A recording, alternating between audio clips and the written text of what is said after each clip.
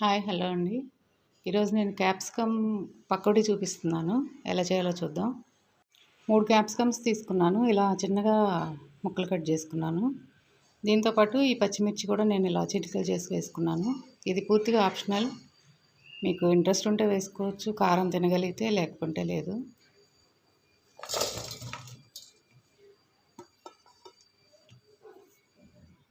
శనగపిండి 3 స్పూన్స్ తీసుకుంటున్నాను. ఇది కూడా 3 స్పూన్స్ తీసుకుంటున్నాను. బియ్యం పిండి ఇది కూడా 3 స్పూన్స్ తీసుకుంటున్నాను.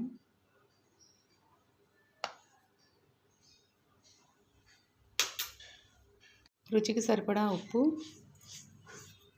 కొంచెం అల్లం వెల్లుల్లి పేస్ట్, కలర్ కోసం కొంచెం కారం,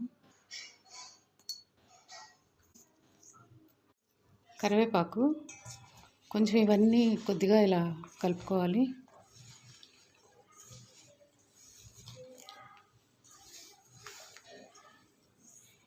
ఇలా కలుపుకోవాలి. కొంచెం వాటర్ యాడ్ చేసుకుందాం. ఎక్కువ వేయకూడదు, జారుగా వేయకూడదు, తడి పొడిగా కలుపుకోవాలి.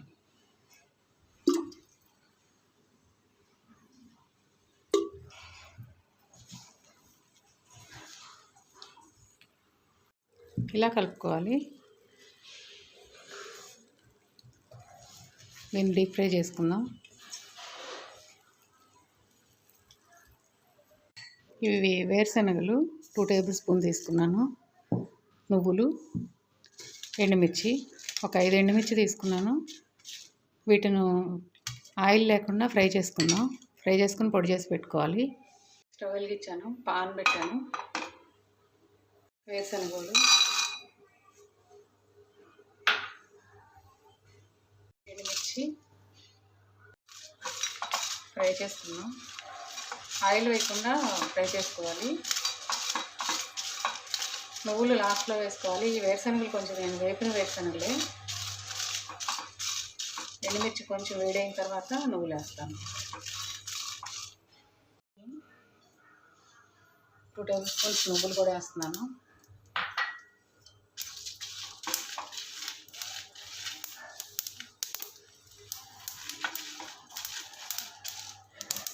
వేపి కట్టేస్తున్నాను.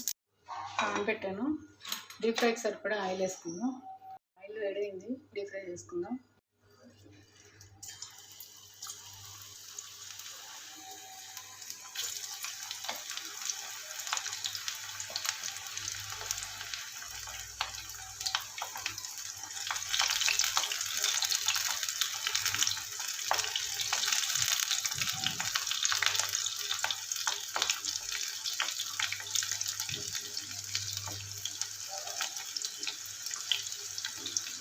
వేయింది, వేరే దానిలో తీసుకున్నాం. మీకు కావాలంటే దీనిలో కలర్ కూడా యూజ్ చేసుకోవచ్చు. కొంచెం పిండి వేసేటప్పుడు కొంచెం కలర్ వేసుకుంటే డార్క్ కలర్లో బాగుంటుంది. నేను కలర్ యూజ్ చేయడం నాకు ఇష్టం ఉండదు, అంటే నేను వేయలేదు.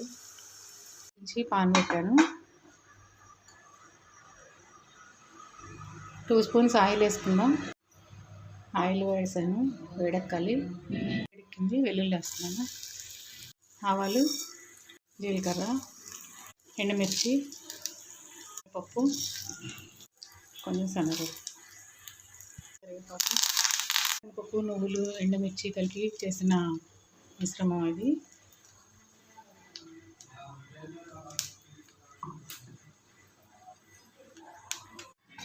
కొంచెం కలిసిపోయింది. పకోడీ కూడా దీనిలో వేస్తున్నాను.